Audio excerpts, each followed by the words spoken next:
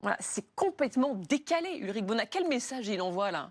Mais il envoie le message que, en fait, finalement, l'Ukraine, c'est pas très important d'une part, mais d'autre part, en fait, il faut bien comprendre que dans sa logique à lui, ce qui s'est passé dans le bureau ovale, c'était complètement prémédité. C'était une volonté de faire un grand moment de télévision, comme il l'a dit lui-même, pour humilier le président ukrainien et le forcer à des concessions, à signer l'ensemble des documents qui sera amené à lui faire signer. Donc c'est ça, en fait, qu'il a fait. C'est un moment de show télévisé, et effectivement, il passe à la suite, qui est voilà son petit week-end à Mar-a-Lago. Donc finalement, c'est très cohérent pour lui. On va tout de suite aller à Kiev retrouver notre autre envoyé spécial.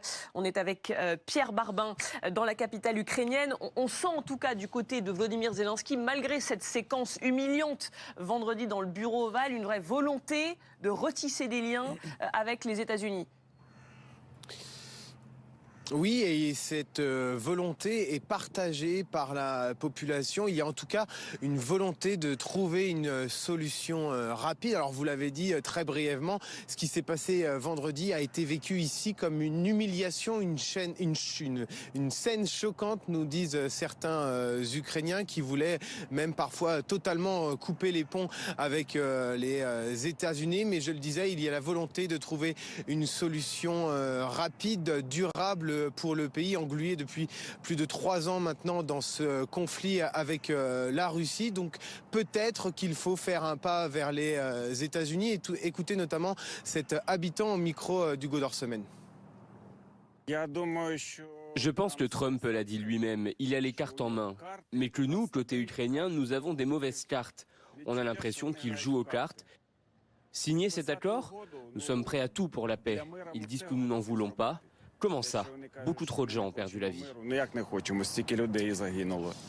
Voilà, la volonté d'une paix durable et imminente pour certains, alors que d'autres ici demandent une aide accrue de l'Europe pour soutenir l'Ukraine.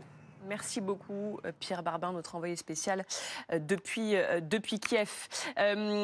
Patricia Lémonière, un mot là-dessus. L'accord sur les minerais, donc, il est encore sur la table. Oui, il est Volodymyr Zelensky se dit toujours prêt à le signer. Il sait que c'est peut-être la condition pour avoir derrière des garanties de sécurité. Il est toujours sur la table et souvenez-vous du tweet immédiatement du président Trump à sa sortie pratiquement du bureau ovale lorsqu'il a éjecté Zelensky. Il dit bon, ça a été un peu chaud, un peu bouillant, on était un peu tendu, mais ma foi, s'il veut revenir et qu'il est en bonne disposition, pourquoi pas?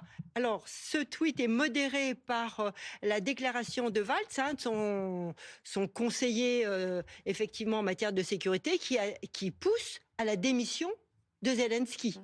En disant celui-ci, s'il n'est pas bon, il faut le dégager en quelque sorte.